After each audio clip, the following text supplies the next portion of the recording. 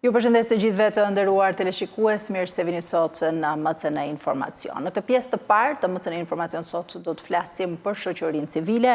Për gjatë viteve të pluralizmit politik ka patur në fakt me qindra shoqata dhe organizata shoqërisë civile, por cili është roli i këtyre shoqatave sot në shoqërinë shqiptare? Sa ndikojnë ato përmes projekteve të tyre në jetën e qytetarëve shqiptarë? Sa ndikojnë në politikbërje, pra në punën e parlamentit dhe institucioneve të tjera të pavarura. Për këto do të zhvillojmë një bisedë. Me mua në studio është të bashkuar zonja Adena Vangjeli, drejtori i Qendrës për Drejtësi Gjinore.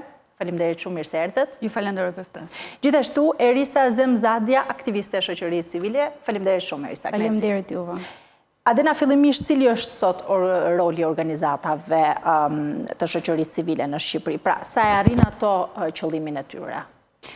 Pikë së pari, organizatat e shoqërisë civile janë të pavarura. Nuk lidhen me asnjë nga pushtetet dhe pa diskutim që roli qendror është që organizatat e shoqërisë civile të veprojnë në mbrojtje të grupeve vulnerabël, në mbrojtje të drejtave të njerëzit, por gjithashtu dhe të realizojnë të ofrojnë asistencë direkte për grupet të cilat kanë më tepër nevojë.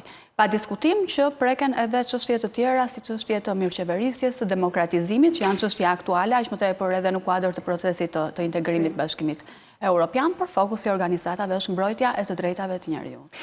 Me këtë qëllim, a mundet të ndikojnë në politikbërje, pra në hartimin e ligjeve, monitorimin e institucioneve të ndryshme shqiptare, pra munden të depërtojnë brenda të gjitha këtyre institucioneve që kanë lidhje drejt për drejt me qytetarët? Absolutisht që po. Jo vetëm nëse munden të ndikojnë në politikbërje, por organizatat e shoqërisë civile janë një zë i fuqishëm në politikbërje. Mjaftojmë, për shembull, unë konkretisht punoj në fushën e të drejtave të grave dhe gjatë muajve të fundit ne kemi patur dy rrësi shumë të rëndësishme, miratimi i ligjit për barazinë gjinore dhe ligjit për parandalimin dhe mbrojtjen nga dhuna me bazë gjinore dhe dhuna në familje, dhe kontributi i organizatave shoqërisë civile në draftimin e të dyja ligjeve ka qenë jashtëzakonisht shumë i rëndësishëm. Pra ka pasur ndikim? Ka patur ndikim dhe ne kemi dhe shumë iniciativa legjislative që kanë ardhur nga shoqëria civile dhe më pas janë konkretizuar në Parlamentin e Republikës së Shqipërisë duke u bërë pjesë e legjislacionit aktual. E qartë, mirë se do të diskutojmë sigurisht edhe gjatë bisedës në Olsi për gjitha këto nisma të ndërmarra, po fillimisht për ta parë kështu në sipërfaqe këtë ndikimin edhe qëllimin e organizatave për të drejtat e qytetarëve, pra shoqërisë civile. Po veç qytetarët Erisa nga ana tjetër, janë në dieni për funksionimin e këtyre organizatave, por edhe për ndikimin që ato kanë, pra janë të mirë informuar? Faleminderit për pyetjen, edhe faleminderit për temën që keni zgjedhur. Unë ndoshta nuk mbaj eksperiencën e viteve, por prap sjell me vete eksperiencën time dhe ajo që vere sa më shumë jam prezent në Tiranë është aspekti që qytetarët nuk është se janë aq familjar me shoqërinë civile. Është ajo ka një hije gri mbi shoqërinë civile, është një skepticizëm, ka absolutisht një skepticizëm, ka dhe një asocim ndoshta me disa fenomene, po them ose mendime jo detyrimisht pozitive, janë pak qartë për atë funksionin që sjell shoqëria civile në vetvete. Dhe unë personalisht e kam gjetë veten disa herë duke u munduar që si ta shpjegoj në terma më të se çfarë është shoqëria civile. Unë kam arrit në këtë konkluzion, domethënë një simplifikim, një thjeshtëzim i shoqërisë civile për mua do ishte për t'u shpjeguar njerëzve ndoshta, domethënë të shkojmë përtej organizatave, të mendojmë shoqërinë civile si një urlicë, apo jo, domethënë midis qytetarëve edhe qeverisë. Qeveria, domethënë absolutisht jo vetëm qeveria aktuale, shkon përtej kësaj. Çfarë po mendoj tjetër është që se si mund ta shohim shoqërinë civile për atë peshën që mban realisht, pra se si secili aktor i shoqërisë civile sjell me vete eksperiencën e vet, fushën e interesit për cilën lobon edhe punon. Të gjitha këto fusha interesi reflektojnë një pjesë nga jeta e qytetarëve, reflektojnë një problematik me cilën ne hasemi, ndoshta jo detyrimisht unë, por dikush tjetër, po. Dikush tjetër afër teje sigurisht. Po, kështu që secili, domethënë çdo pjesë e shoqërisë civile ka për qëllim vetvete zgjidhjen e një problematike të caktuar. Kështu që mendoj që duhet ta ndryshojmë pak atë spektrin. Edhe konceptin, dhe me që jemi këtu, Adena, si mundet për shembull një qytetar i thjesht të bëhet pjesë e këtyre organizatave të shoqërisë civile. Pra, Erisa e tha shumë mirë që mund të jemi një urlidhse, por që ata mos të kenë këtë skepticizmin dhe të besojnë vërtet që këto organizata funksionojnë dhe arrin me ndikimin e tyre të ndryshojnë diçka në të mirë të qytetarëve. Në fakt, unë doja të qartësoja pak të pjesë. Nuk mendoj se qytetarët e ndjejnë veten të papërfaqësuar nga shoqëria civile. Shoqëria civile është gjithmonë sa të informuar janë grupeve të cilat kanë më tepër nevojë në mënyrë që zëri i tyre të dëgjohet. Është e vërtetë që shërben si urlidhse shoqëria civile midis qytetarëve, por edhe politikave kombëtare, diçka e më të gjerë. Kur flasim për shoqërinë civile, duhet të themi se nuk janë vetëm organizatat, por edhe aktivistët, grupet e aktivistëve, këta janë pjesë e shoqërisë civile. Dhe është shumë e thjeshtë të bësh pjesë e shoqërisë civile, mjafton vetëm të shkosh të ushtrosh vullnetarizëm pra një organizatë e shoqërisë civile. Organizatat i kanë dyert e hapura, por fatkeqësisht në Shqipëri ne nuk e kemi ende të theksuar kulturën e vullnetarizmit. Dhe të themi atë që është që shpesh të rinjt afrohen pra një organizates thjesht sepse në fundi duhet një vërtetim për të aplikuar diku për një bursë ose një master jashtë vendit, një vërtetim që janë angazhuar në një organizatë shoqërisë civile. Vullnetarizmi nuk është kjo. Vullnetarizmi është të dedikohesh dhe ta ndjesh atë çështje të cilës ti i dedikohesh. Mjafton të trokitet në dyert e organizatave shoqërisë civile dhe gjithkush mund të bëhet pjesë dhe mund të jap kontributin e vet. Pra, cilat grup moshe janë më të interesuara? Përveç të rinjve që duan të marrin, le themi e kanë për çështje në thonjza interesi për diçka më tej? Të rinjt janë kryesisht të interesuar për të bërë pjesë e organizatave shoqërisë civile dhe kryesisht të rinjt që ndjekin studimet universitare. Po, mirë, si është, çfarë duhet bëhet në këtë drejtim? Pra, që të tërheqë shoqëria civile sa më shumë pjesëtar në radhët e qytetarëve. Ne duhet të fillojmë të promovojmë kulturën e vullnetarizmit. Edukatën për të kujdesur për të moshuarit. Edukatën për të kujdesur për grupe të tjera të cilat kanë nevojë, për gratë viktima të dhunës në familje ose të dhunës me bazë gjinore, për personat me aftësi të kufizuar. Secili mund të jap shumë kontribut, ka shumë punë për të bërë në mbrojtje të grupeve më vulnerabël. Po, sa e vështirë është i tërheqësh të rinjt, por edhe se nuk po e fokusohemi vetëm për të rinjt, po të gjithë ata që kanë interes për të dhënë edhe kontributin e tyre në fushat caktuara, pra edhe profesionistët, jo vetëm të rinjt që sapo ndoshta kanë përfunduar studimet e tyre. Pra, sa e vështirë është, Erisa, ti tërheqësh në shoqërinë civile, në këto organizata, që sigurisht mund të kontribojnë në fushat e gjithë secilit? Ka hapësirë për gjithë kënd. Kjo është ajo shoqëria civile, është e hapur dhe ka hapësirë për gjithë kënd. Që po dhe shoqëria civile ka shumë punë. Dhe ka shumë punë, dhe do profesionist. Patjetër që po, si çdo fushë tjetër. Pajtohem plotësisht me atë që tha Adena, dua të sjell një shembull konkret personal time për sa i përket pjesës vullnetarizmit. Unë jam njohur me shoqërinë civile në moshën 19 vjeçare kur studioja jashtë, edhe mendoj që angazhimi im dhe pa e kuptuar se çfarë ishte absolutisht, nuk mund të pretendoj që e kuptoja, kisha një mirë kuptim, domethënë një kuptim të mirëfillt për çfarë është shoqëria civile. Thjesht dëshira ime ishte ndërkohë që unë isha në universitet, t'i bashkohesha një grupi të rinj që po merreshin, kishin një kauzë. Dhe unë mendoj që kur neve, domethënë, t'i ftojmë të rinjt, ose të rinjt duan të angazhohen në diçka, për mua qëllimi është që të gjejnë atë çfarë ka pasion. Se prandaj e thash pak më herët, shoqëria civile i ka gjitha gjende, domethënë, në lidhje me drejtat e grave. Nëse kjo është fusha jote e interesit, me një kërkim shumë thjesht ti mund të shohësh se kush janë organizatat cilat punojnë për këtë fushë. Nëse fusha jote e interesit është mjedisi, edhe ndryshimet klimatike, mund t'i aksesosh, nëse është mirëqeverisja, mund t'i aksesosh. Thjesht mendoj që është e rëndësishme pak të kthehemi këtë rrënjët tona, të kthehemi tek ajo ideja që ne mund t'japim diçka.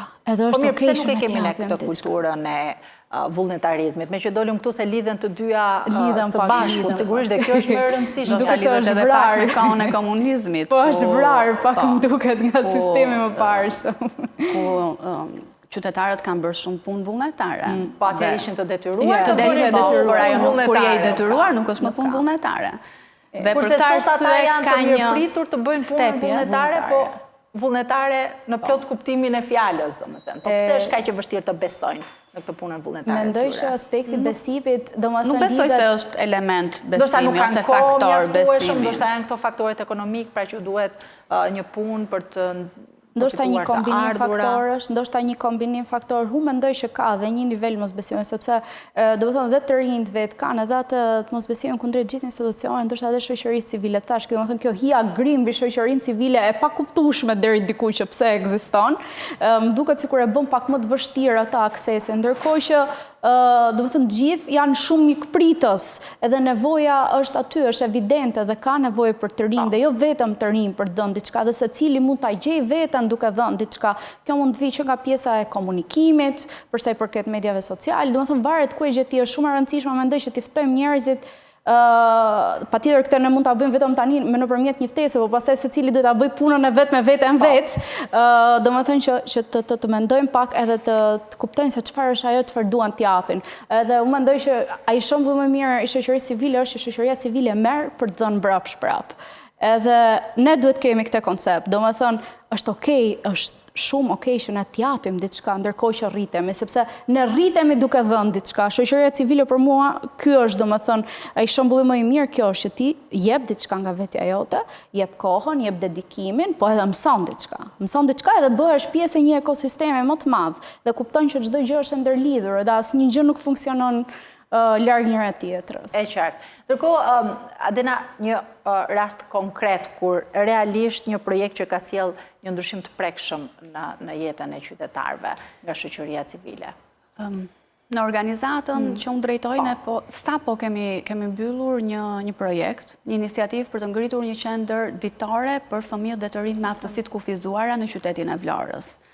Dhe ka qenë një projekt 15 mujor, ka qenë mjaft sfidues, në partneritet me Bashkinë e Vlorës, ne kemi ngritur nga zero një shërbim të ri në atë bashki.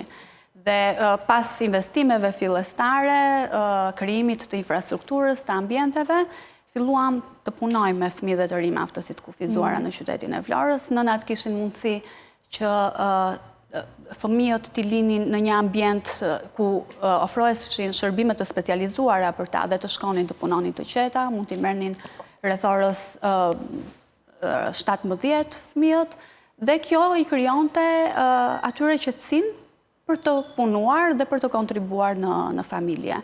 Kemi asistuar për 12 muaj, prej momentit që filloi të ofrojë shërbimi, kemi asistuar mbi 60 fëmijë dhe të rinj me aftësi të kufizuara në këtë qendër.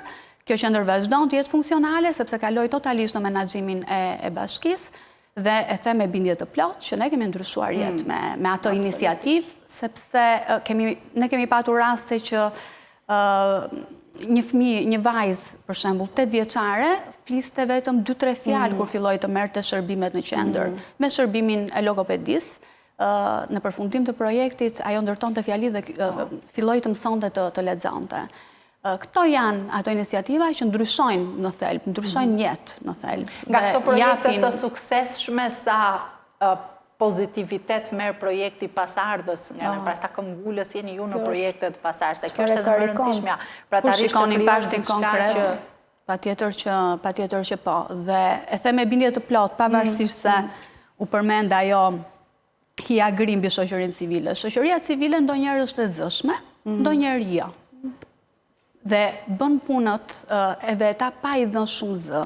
Por edhe një jetë të ndryshoj ose të përmirësoj është një arritje shumë e madhe dhe kjo në fal punës së shoqërisë civile.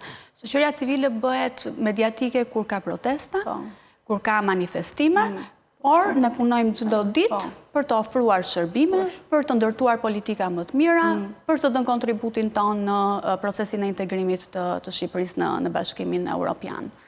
E qartë, Erisa, ke ndonjë projekt tjetër që mund na sjellësh? Që mund ta sjell. Po mendoja, po jap 2 shembuj. Një shembull po e jap në nivel personal timin, si angazhimi i një grupimi jo formal, po them, që kjo tjetë si një shembull ndoshta për të rinjt, për të marrë një indicje për të krijuar diçka ndoshta edhe për te vetë organizatave. Në 2021 kemi filluar bashkë me një grup tjetër të rinjsh edhe me mbështetjen e Bashkimit Evropian këtu nga zyrat e Tiranës për rritjen e ndërgjegjësimit për fshirjes të rinjve në zgjedhje. Duhet kuptojmë një gjë, thamuna dhe mu më pëlqen shumë, sidomos kër organizatat bëjnë atë punën më të vështirë që është ajo puna e terrenit edhe kur ndikimi është i drejt për drejt. Vetëm kur ndoshta ti zbret atje dhe shikon ndikimin drejt për drejt, impaktin dhe ti vetë e merr më të madh dhe i ndit, domethënë mendoj që karikohesh pastaj për të punuar edhe më shumë për gjëra të tjera. Edhe ky ka qenë një nga këto kur neve dhe pse në vetvete domethënë qëllimi ishte modest, sepse që ti të arrish që të bësh një diferencë të madhe për sa i përket numrave dhe për fshirjes të rinjve në zgjedhje, kërkon një mobilizim ndoshta më të madh, apo jo. Po gjithsesi një fushatë e nisur në 5 qytete dhe pastaj e përsëritur për 3 vite rresht, unë mendoj që është suksesshme. Mendoj që është e suksesshme. Mos harrojmë asnjëherë që çdo projekt që shoqëria civile ndërmerr në qëllim vetvete, se thash, domethënë ka zgjidhjen e një problematike. Patjetër që ne nuk mund të zgjidhim një problematik vetëm me një projekt, dhe prandaj është dhe vazhdimësia, dhe prandaj kjo është një punë e cila vazhdon gjithkohës, domethënë edhe kërkon atë përpjekjen. Edhe këmbgulje sigurisht shumë edhe durim për të arritur. Adena, së fundmi, ju jeni angazhuar me një nismë të organizatave shoqërisë civile për mbikëqyrjen parlamentare dhe institucionet e pavarura. Cili është thelbi dhe objektivi i kësaj nisme? Në fakt, kjo është një iniciativë e Agjencisë Vizeriane për Zhvillim dhe Bashkëpunim, e zbatuar nga Global Partner Governance në Shqipëri. Dhe Qendra për Drejtësi Gjinore është bërë pjesë e këtij projekti nëpërmjet një nisme për të analizuar çështjen e heqjes së tatimit mbi vlerën e shtuar mbi produktet e higjienës menstruale. Duhet jemi të ndërgjegjshëm që kostoja e produkteve të higjienës menstruale ndikon në mënyrë ndikon vetëm tek buxheti i grave dhe vajzave. Nuk është çështje vetëm e barazisë e të drejtave të grave, është çështje dinjiteti. Është çështje që kjo kosto rëndon vetëm te gratë dhe që këtu ne kemi pabarazi gjinore. Dhe nëse më lejon të flas pak më tepër mbi këtë iniciativë. Po pse e quani kaq të rëndësishme? Sepse produktet e higjienës menstruale nuk janë produkte luksi. Nuk janë mallra konsumi të zakonshme, por janë të domosdoshme. Absolutisht që nëse një grua, një vajzë nuk ka mjetet monetare për të aksesuar, për të bler produktet e higjienës menstruale, do të përdori dhe produkte të pasigurta ose mënyra të pasigurta për higjienën menstruale. Është çështje biologjike. Dhe ne si shtet në Shqipëri produktet e higjienës menstruale kostohen me të vëshën si mallra të konsumit të zakonshëm. Dhe jemi shumë pas në fakt vendeve të tjera të Bashkimit Evropian. Nëse do të hiqej ose do të reduktoj deri në 5% kostoja të vëshës, kjo do të reflektonte dhe ndryshimin në çmim. Uljen e çmimit do të ishin më të aksesueshme për gratë dhe vajzat, këto produkte të domosdoshme, e ritheksoj. Sa është aktualisht? Aktualisht të vëshëja është 20%, si për çdo në krahasim me vendet e Bashkimit Evropian, çfarë diferencë ka? Ne atëherë në vitin 2022 ka Bashkimi Evropian, Këshilli i Bashkimit Evropian ka miratuar një direktivë që i rekomandon vendeve anëtare të Bashkimit Evropian heqjen ose reduktimin e kostos të vëshës, e cila duhet të jetë deri në 5%. Aktualisht Shqipëria ka 20%. Dhe kjo direktiv ndryshon të disa direktiva të mëparshme të Bashkimit Evropian. Është sjellë në vëmendjen e publikut në vitin 2023 heqja e kostos të vëshës për produktet e higjienës menstruale në Shqipëri. Është propozuar si iniciativë në kuvend nga një deputet i kuvendit të Republikës së Shqipërisë, por në atë kohë Komisioni për Ekonominë dhe Financat u shpreh se do të ridiskutohej në një moment të dytë kjo çështje. Pasi ka kosto, pa diskutim, rëndon në buxhetin e shtetit, por të mirat që vinë nga kjo janë shumë të mëdha, sepse kemi të bëjmë atë. Adena, se sa janë, nga ky ndryshim, sa do të rëndojnë në buxhet? Ne kemi përgatitur një dokument politikash, një policy paper, dhe specifikisht mbi këtë çështje, për heqjen e produkteve, të cilën ne do ta propozojmë edhe në kuvend, për heqjen e të vëshës për produktet e higjienës menstruale. Ne nuk kemi përllogaritur kostot e shtetit, nuk ka qenë ky qëllimi ynë, sepse ne analizojmë se të mirat që i vinë nga pikpamja sociale dhe qytetarëve janë shumë të rëndësishme. Nga ana tjetër, po më vjen mirë që e shfaqet edhe tabelën, ku të gjithë shikuesit mundet që të shohin se norma e TVSH-s për produktet e higjienës menstruale në shumë vende të Bashkimit Evropian është 0 ose shumë e ulët. Austria në 1 janar të 2026-s e ka hequr fare koston e TVSH-s, ndërkohë që ne mbetemi me TVSH 20%. Pra, Italia, që është afër nesh, le të themi, është 10%, Kroacia 13%.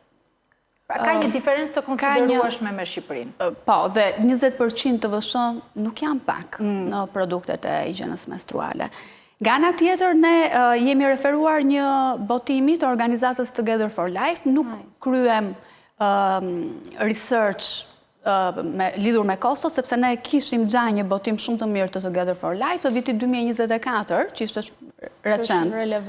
Dhe ishte përllogaritur se për një grua me një pagë mesatare prej 49.000 lekësh neto, duhet të punoj 3.4 muaj gjatë gjithë jetës së saj për të përballuar kostot e produkteve të higjienës menstruale.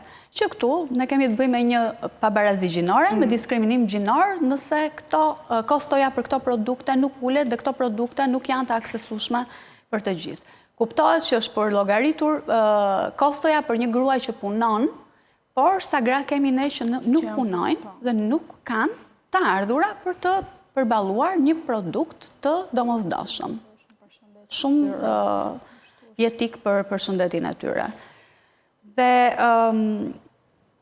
dua të them diçka në fakt, kjo do jetë hera e dytë që do të propozohet në kuvend një iniciative e tillë. Dhe siç e përmenda u la për diskutim të mëvonshëm, por ne në nëntor kemi hapur të gjithë grup kapituj për negociatat për adherimin të Bashkimit Evropian, kështu që ne duhet të përmbushim disa kritere dhe të parafrojmë, çfarë është më e rëndësishme, të parafrojmë legjislacionin tonë të brendshëm me legjislacionin e Bashkimit Evropian, me aki komuniter të Bashkimit Evropian, legjislacionin dhe politikat. Kështu që ndoshta ky moment i dytë është i duri, pikërisht sepse ne duhet të zbatojmë atë direktivë që unë përmenda të vitit 2022 Bashkimit Evropian, e cila rekomandon që kostoja e TVSH-s për produktet e higjienës menstruale të hiqet ose të shkojë maksimalisht deri në 5%. E qartë. Pra, Erisa, si një aktiviste e shoqërisë civile, kjo është më shumë çështje ekonomike, dinjiteti apo barazi gjinore? Si e shikon? Të gjitha bashkë, në fakt? Të gjitha bashkë, do thoja të gjitha bashkë me plot gojën, edhe më vjen mirë që më fund po flasim edhe në Shqipëri, po jemi të kjo fazë tani, që po ndërmarrim edhe këto hapat, do me thënë cilat ndoshta përpara disa viteve i dëgjonin vetëm jashtë, edhe nuk e mendonim që do na vinte edhe në radha, ndoshta duke mos qenë koshient, sepse ne jemi mësuar që të paguajmë për këtë produkt, pa e menduar që ky produkt rëndon mbi xhepat tonë edhe ka një mosbarazi sepse janë gratë edhe vajzat ato të cilat duhet ta blejnë. Mendoj që shumë e nevojshme ta respektojmë dhe ta mbështesim punën e njëri tjetrit. Edhe kjo vlen domethënë sidomos për çështjet gjinore, që mendoj që shkon përtej punës së gjithë secilit, sepse prek jetën e shumë njerëzve dhe prek drejt për drejt. E mendoj shumë e nevojshme që ta përkrajmë dhe ta mbështesim punën edhe sidomos iniciativat të tilla, cilat e prekin drejt për drejt edhe ndihmojnë në fuqizimin qoftë edhe financiar të grave, duke i hequr një barrë e cila ndoshta për disa prej nesh, kur e dëgjojmë për të parë, nuk përbën një problematik madhe, por në jetën e përditshme sigurisht aq më tepër për gra që mund të jenë që nuk janë detyrimisht jo të mira ekonomike, nga grupet e marginalizuara që nuk janë përfshira në tregun e punës. Erisa, ti me çfarë projekti po angazhohesh aktualisht? Pra, cili është ai projekt momental që po punoni? Unë aktualisht kam filluar diçka të re. Projekti ka në fokus rroba se si e themi në Shqip, strengthening, fuqizimin e kapacitetet të shoqërisë civile përsa i përket formimit ose krijimit të një shoqëria ndoshta pak më larg korrupsionit, qëllimi është pak më i madh, po kur e ndaj me hapa më të vegjël, ndoshta bëhet pak më i arritshëm. Cilat janë këto hapat e vegjël? Ta bëjmë të qartë për publikun. Pra, ku doni të arrini? Puna e gjithë secilit është ndërthurë. Unë nuk mendoj që asnjë organizatë shoqërisë civile, prandaj thash dhe në fillim, puna e gjithë secilit prej nesh është ndërthurë dhe ndërlidhet me njëri tjetrin. Dhe nëse ne e shohim këtë si një pikë të fortë tonën, mendoj që kjo është thjesht na mbështet dhe na fuqizon më shumë. Neve presim nga shoqëria civile që t'i ditë gjitha gjithmonë. Pa menduar që dhe shoqëria civile vetë ka nevojë për rritje kapacitetesh, ka nevojë për ta shtuar dije ndoshta dhe për të marrë ato informacionet më të reja, për të marrë ato metodat më të reja, se duhet kuptojmë që këto kushte funksionon pak në një gjendje dhe mbijetese, për shkak të shkurtimit të fondeve.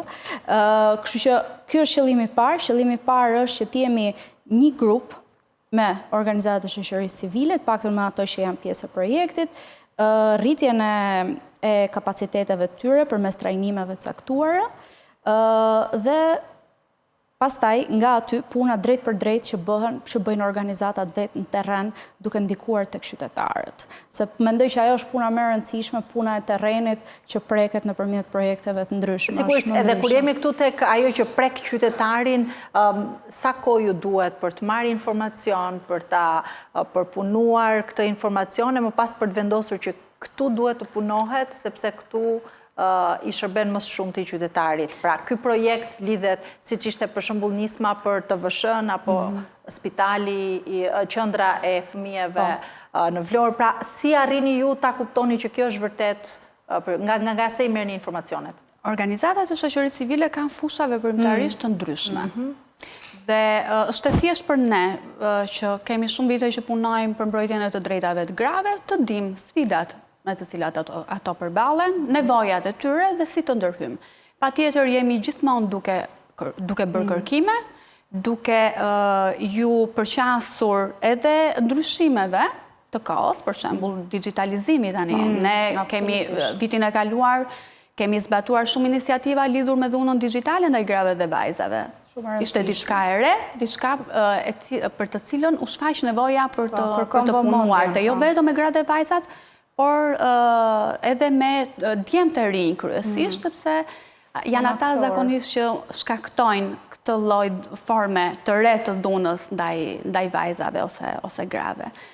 Dhe duke punuar, ne mësojmë, ne shohim edhe sfidat të reja me të cilat përballen dhe i përshtatemi me iniciativat tona nevojave të komunitetit.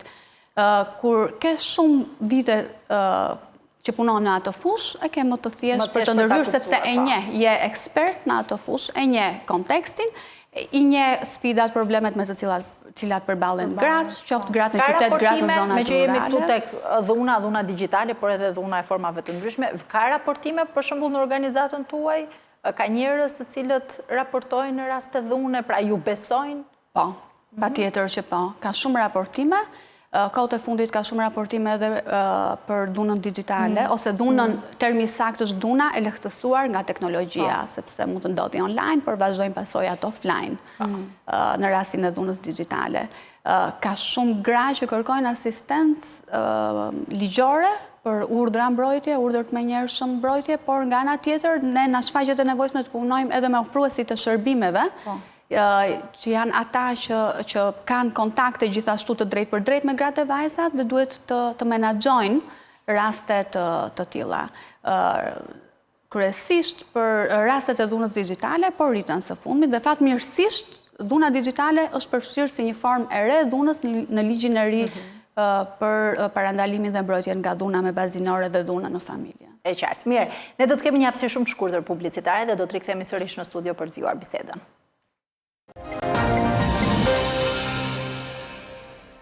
Rikthehemi sërish në studio, do të vijmë të flasim për shoqërinë civile, për projektet e tyre. Në fakt folëm pak më lart për nismën më të fundit me Adenën, e cila është përse përket TVSH-s për higjienën menstruale, pra për produktet e higjienës menstruale.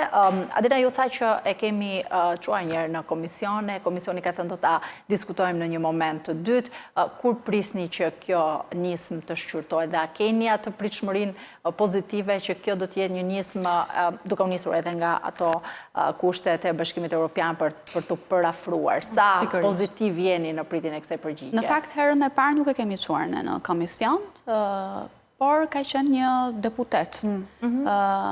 Një deputet i gjinës tjetër, i gjinës mashkullore që e ka quar në komision, dhe mua më vjen shumë mirë që ju keni dhënë hapësirë për të diskutuar një çështje të tillë, sepse kur është diskutuar është bërë mediatike atëherë në 2023-shin, dhe mediatikisht është diskutuar më shumë fakti që ka qenë një burr që ka çuar këtë nismë për të diskutuar në Komisionin e Ekonomisë dhe Financave, sesa vetë çështja në thelb. Ndërkohë që është një çështje jashtëzakonisht shumë e rëndësishme lidhur me barazinë gjinore. Kur ju e keni prezantuar si nismë? Ne ende nuk e kemi prezantuar. Ne kemi realizuar dokumentin e politikave dhe tani do ta prezantojmë tek Komisioni i Ekonomisë dhe Financave. Unë mendoj se kam një bindje që mund të jemi të suksesshëm në këtë iniciativë, jo vetëm për rëndësinë e çështjes, dhe shpresoj shumë që edhe opinioni publik të ndërgjegjësohet për rëndësinë e çështjes, por edhe për faktin që ne duhet përafrojmë legjislacionin tonë me legjislacionin e Bashkimit Evropian. Nuk kemi ku të shkojmë, s'kemi alternativat të tjera. Janë disa gjëra që ne duhet i bëjmë. Janë këto detyrat e shtëpisë që na ka lënë Bashkimi Evropian, të cilat ne duhet t'i bëjmë çek, t'i realizojmë, dhe kjo do sillte një ndikim jashtëzakonisht shumë pozitiv në ekonominë e grave dhe vajzave, kryesisht ato që jetojnë në vulnerabilitet ekonomik. Pra në kushte jo të mira ekonomike. Sigurisht, kur flasim për opinionin publik e risa dhe se si priten, sigurisht që vëmendja kryesore është tek çështje që lidhen drejt për drejt me qytetarët dhe ato që i shqetësojnë pikërisht qytetarët edhe i prekin ata në mënyrë të drejt për drejt, por është kjo se si do të priten edhe këto nisma që propozohen nga shoqëritë civile, pikërisht nga opinioni publik. Për shembull, ekziston një perceptim se një pjesë e madhe e organizatave fokusohen tek të drejtat e komunitetit LGBT, për shembull. Pse janë krijuar këto perceptime? Mendoj që thjesht është pak më e lehtë që njerëzit të rrëmbejnë atë informacionin që duket pak më bombastik. Edhe sidomos me pjesën e rritjes digitalizimit edhe me gjithë median sociale, kaq pjesë e jetës sonë përditshme, kemi dhe një rritje të dezinformimit. Domethënë, mendoj që nuk mund të flasim dot edhe për shoqërinë civile pa e prek pak edhe këtë aspektin e dezinformimit. Shoqëria civile, e tham dhe më herët, ka disa role, edhe të drejtat e komunitetit LGBT që janë vetëm ndoshta një pjesë e punës në kuadër të drejtave të njerëzit që mund të punojnë disa organizata, por kjo nuk është kryefjala ose nuk është puna e gjithë organizatave që janë pjesë e shoqërisë civile. Kemi organizata që punojnë me aspektin humanitar, që lidhet drejt për drejt me jetën e njerëzve të cilët jetojnë varfëri të plot. Kemi, mos harrojm rolin që kanë organizatat për sa i përket asaj që quhet watchdog në anglisht, po monitorimit të punës së institucioneve të qeverisë, por edhe ndikimi, domethënë, dhe advokimit edhe politikbërjes, edhe punës në terren për sa i përket shërbimeve, siç po fliste Adena me projektin e saj. Kështu që spektri i punës shoqërisë civile është shumë i gjerë, edhe mendoj që ka ardhur pak kohë ndoshta përpara se të marrin pak flak. Si të heqim këto perceptimet e gabuara? Përveç se duhet bëjmë shumë punë në drejtimin e dezinformimit. Duhet marrim një moment, ju lutem secili duhet marrë një moment. Kjo vlen edhe për mua personalisht. Atë informacionin kur e lexojmë, ju lutem, mundoni, domethënë, bëni një analizë të vogël, mundoni të kërkoni një burim nga vjen ky informacion, sepse edhe në lidhje me ligjin për barazinë gjinore pati një fushat dezinformimi shqetësuese. Të themi të vërtetën, dhe të jemi konkret, dhe media luan një rol shumë të rëndësishëm. Jo dhe media, por media luan një rol thelbësor në informimin e publikut. Të gjithë janë para ekraneve, para qoftë të televizorit, qoftë të telefonit. Morje rrjetesh sociale, nga më të shumtat, burimet e informacionit janë të shumta, kështu që do edhe roli medias ndoshta nuk e ka më atë forcën sa që kishte para se të ekzistonin këto rrjetet sociale, apo jo?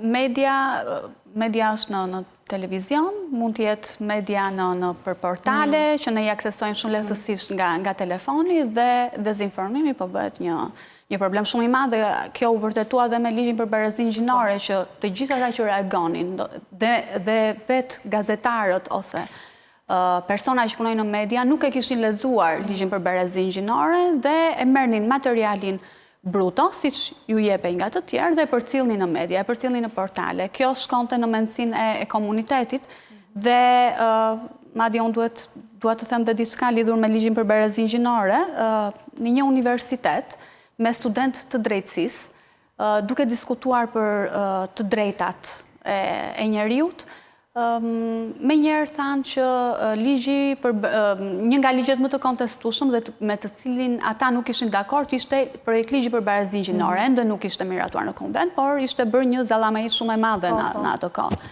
Dhe i kam pyetur cili prej jush e ka lexuar, jeni student të drejtësisë, po shprehni opinionin tuaj mbi një draft ligj, cili prej jush e ka lexuar draft ligjin sepse është i aksesueshëm në internet. Asnjë nuk e kishte lexuar. Dhe kjo është diçka me të vërtetë shqetësuese. Ne nuk mund të shprehemi mbi diçka për të cilën ne nuk kemi informacion. Ne nuk dhe madje informacioni është i aksesueshëm, por nuk kemi as dëshirën për të aksesuar atë informacion, por e marrim bruto siç na vjen nga mediat. Pa diskutim që media duhet jetë shumë e përgjegjshme në informacionin që përcjell, sepse shkon direkt tek mendësia e familjeve shqiptare dhe çdo qytetari. Ndoshta jemi ndjes, ndoshta jemi bërë pjesë e kësaj vorbullës paku, domethënë marrim një fjali, shkëpusim një fjali, diçka bombastike, diçka sensacionale, patjetër nëse ka një konotacion negativ, ajo bëhet edhe më e ecshme dhe më e madhe, dhe secili vrapon pas asaj pa e kuptuar. Po kjo lidhet shumë mirë, në qoftë se do kemi më shumë njerëz që do ndajmë pak nga koha vetë për të kuptuar se çfarë bën shoqëria civile në vetvete, do kishte pak edhe më shumë konkretizim përsa i përket punës. Pra Irisa, është mungesa e informacionit faktori, le të themi, prioritar, sepse qytetarët nuk e kanë atë kulturën apo besimin e vërtet se çfarë punë bën shoqëria civile? Ashtu është, por për këtë nuk mund të them që është fajtore shoqëria civile. Shoqëria civile është vetëm një nga aktorët. Domethënë, nëse do marrim këtë sallën, edhe do kemi aktorë të ndryshëm, është vetëm një nga aktorët. Kështu që është një përgjegjësi e përbashkët pak, domethënë dhe nga qytetarët vetë për të zgjedhur për të qenë më të informuar. Shoqëria civile dhe projektet që bën të implementoj me dëshirën dhe angazhimin e qytetarëve për qytetarët.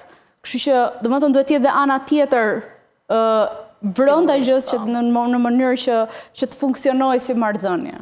E qartë. Ndërkohë, Adena, vetë qeveria shqiptare, sa rëndësi jep në vendimarrje rolit të shoqërisë civile. Pra, gjithçka bëhet, le të themi, në bashkëpunim edhe me qeverinë. Çdo nismë që ju prezantoni, prisni një miratim nga ata.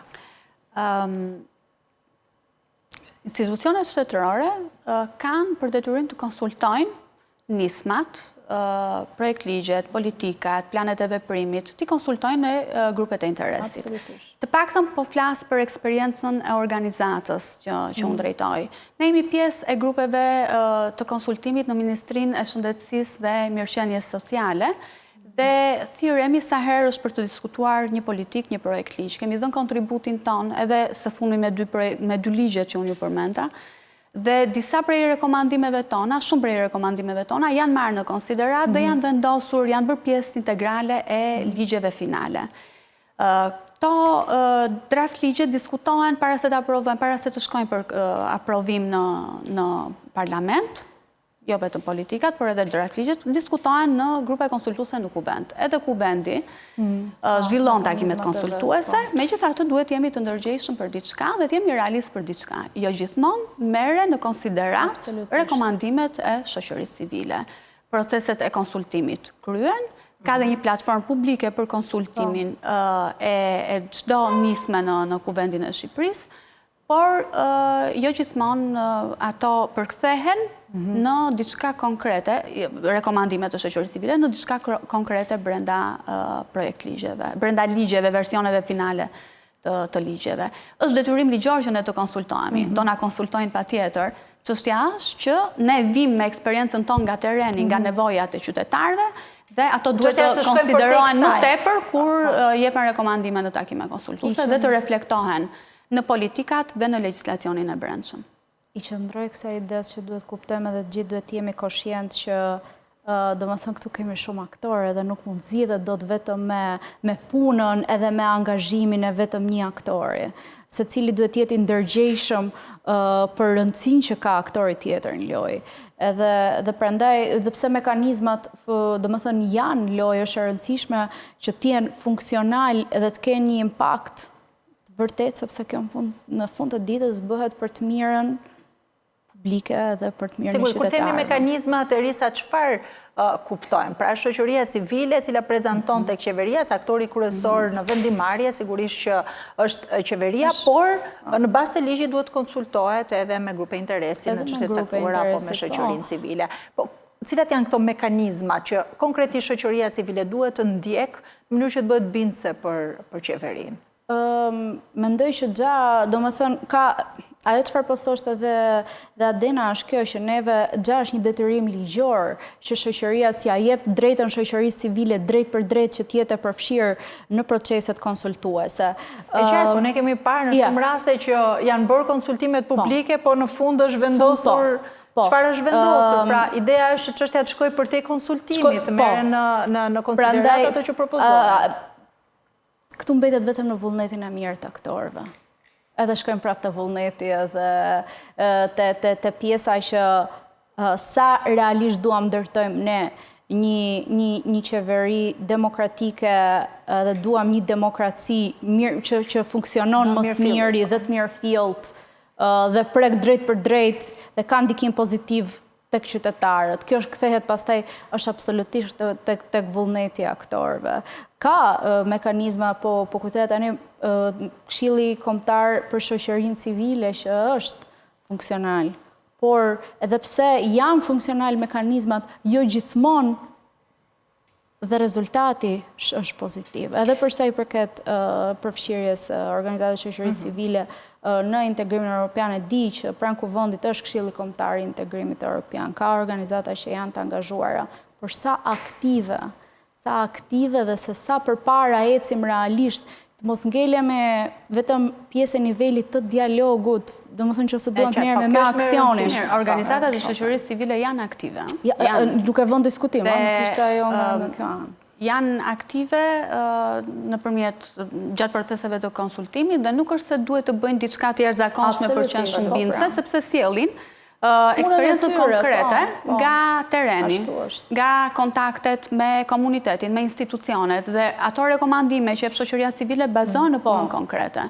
Nuk ka nevojë që të mendojnë për strategji sa më bindse. E rëndësishme është që nga pala tjetër këto rekomandime të merren në konsiderat. Për t'i marrë në konsiderat. Ndërkohë, Adena, një tjetër faktor që pas herë kanë gjallur debate, në fakt, apo janë krijuar teori konspiracioni, kanë qenë edhe financimet e këtyre organizatave. Në fakt, sa transparente janë OJF-t shqiptare me fondin që marrin dhe me shpërdorimin e tyre? Atëherë, të them të drejtën, unë kam më tepër se 17 vite në shoqërinë civile dhe ndoshta ndjehemi, ne që punojmë në shoqëri civile, ndjehemi pak të lodhur nga ky debati publik se si financohen organizatat shoqërisë civile, dhe është shumë mirë ta sqarojmë këtë pjesë, edhe pjesën e transparencës. Shoqëria civile merr fonde nga donator ndërkombëtar, por edhe institucione këtu kombëtare. Dhe kjo është ajo, ai thelbi i paragjykimit që shoqëria civile merr fonde për të ushtruar veprimtarin. Është njësoj si një institucion shtetëror, merr fonde nga qytetarët dhe ne nuk marrim fonde të qytetarëve. Ne nuk veprojmë me fonde të qytetarëve. Një institucion shtetëror vepron me fonde të taksave të mbledhura nga qytetarët për të ushtruar veprimtarin. Shoqëria civile aplikon për projekte, kryesisht në donator ndërkombëtar në Shqipëri, sepse mbështetja nga shteti nuk është shumë e qëndrueshme, nuk i ofron qëndrueshmëri shoqërisë civile. Dhe zbaton nisma të cilat i parashikon. Dhe shoqëria civile është objekt i dy monitorimeve, monitorimi nga donatorët dhe monitorimi nga shteti. Dhe kriteret e monitorimit, procedurat e monitorimit, të auditit, donatorët i kanë shumë rigoroze se sa operatorët të tjerë në nivel kombëtar. Nga ana tjetër, çdo vit ne dorëzojmë bilance tek tatim taksat, kështu që pasyrat financiare janë publike dhe shihet në mënyrë, mund të aksesohet në mënyrë shumë të lehtë. Pra janë transparente fondet që merren, por edhe mënyra se si ato shpërndahen. Për më tepër, organizatat e shoqërisë civile kanë edhe procedura të brendshme, procedura të cilat ato i ngrenë në moment që formohet një organizatë shoqërisë civile, ka detyrimin të ngrejë dhe disa procedura të brendshme, procedura dhe financiare, të cilat janë shumë mirë të rregulluara për të kryer një monitorim të zbatimit të iniciativave dhe menaxhimit të fondeve. Kështu që nëse institucionet shtetërore kontrollohen, monitorohen vetëm një herë nga shteti, organizatat e shoqërisë civile kontrollohen nga shteti, por edhe nga audite shumë të forta që shpesh janë ndërkombëtar të realizuar nga donatorët. Janë shumë ndërkombëtar, programe europiane, nga se janë më të shumta fondet. Fondet janë të ndryshme, të paktën mund të flasë për organizatën të cilën unë drejtore. Aktualisht ne nuk kemi fonde shtetërore nga agjenci shtetërore. Kemi fonde nga donatorë ndërkombëtar, të cilët kanë përfaqësi të tyre këtu në Shqipëri, apo donatorë që nuk kanë zyra në Shqipëri, por veprojnë në mënyrë globale. Erisa, jemi duke shkuar drejt fundit, ndoshta një mesazh për qytetarët të cilët mendojnë që zëri tyre nuk dëgjohet, dhe një mesazh nga një aktiviste e shoqërisë civile ndoshta është i duhur për ta. Po shkoj, faleminderit. Do shkoj ndoshta për dy, një pak më të përgjithshëm edhe një ndoshta pak më të fokusuar tek rinia. Mendoj që aktualisht frymën negative dhe jonë neve e kemi, kjo e kemi. Ndoshta edhe me këtë nuk mendoj se po shkojmë dot pak më përpara, kështu që ndoshta është momenti që mos t'i shohim edhe mos ta shohim shoqërinë civile si një armik, po ta shohim si një partner, ashtu siç është roli që shoqëria civile ka, sepse në fund ditës, siç e tham, qëllimi është vetëm për të pasur, për të rritur mirëqenien e qytetarëve. Përsa i përket të rinjve, e kuptoj që ndoshta edhe në ndikimin e kësaj frymës negative, edhe në limitimin ndoshta edhe të mundësive, i ftoj të gjithë që të shkojnë pak përtej kësaj, edhe të kuptojnë që ka shumë projekte aktualisht që aplikohen edhe për të rinjt, dhe mundësia për të angazhuar dhe për të marrë diçka pozitive nga këto projekte është, po sjell vetëm një shembull të fundit, po e mbyll me këtë, Young Professionals Network po punon në një projekt rajonal, një nga organizatat cilë merret me fuqisimin e të rinjve, po punon për një projekt i cili ka një fokus rajonal, do thoja, përsa i përket ngritjes së një platforme ku neve kemi të gjitha mundësitë cilat të rinjt e Ballkanit perëndimor mund të aksesojnë, por gjithashtu edhe se si është kuadri ligjor për gjitha drejtat edhe programet që mund të jenë pjesë. Ndoshta thjesht duhet ta ulim pak atë ritmin e negativitetit dhe ndoshta e mosbesimit. E di që është pak, domethënë kërkon shumë punë, edhe nuk mund videot vetëm nga ne. Zgjedhim që të informohemi pak më shumë, zgjedhim ndoshta të shkojmë përtej asaj frymës përditshme, sepse mendoj që ka diçka të mirë për të dhënë edhe për të marrë në qytet. Adena, kujt do t'i shkojë një mesazh i fundit? Dua të jem pak më pozitive, në fakt mos të ngesim të këtë debati i besueshmërisë të shoqërisë civile, por mesazhi im do t'i shkonte të rinjve, të angazhohen sa më tepër në organizatat e shoqërisë civile. Puna vullnetare do të thotë që edhe të mësojnë diçka, duke ju shërbyer komuniteteve të ndryshme. Kështu që absolutisht duhet të afrohen te organizatat e shoqërisë civile, dhe shoqëria civile ka shumë punë për të bërë, dhe nëse do të bashkoheshin, kryesisht të rinj, kjo do të ishte e jashtëzakonshme, dhe të rinjt kanë energji dhe kanë ide shumë inovatore, të cilat do të përparonin punën e shoqërisë civile në vend. E qartë, shumë bukur. Adena, faleminderit shumë që ishe në studio, Kneci, Erisa, faleminderit. Shkojmë në publicitet, bashkë rikthehemi pas pak.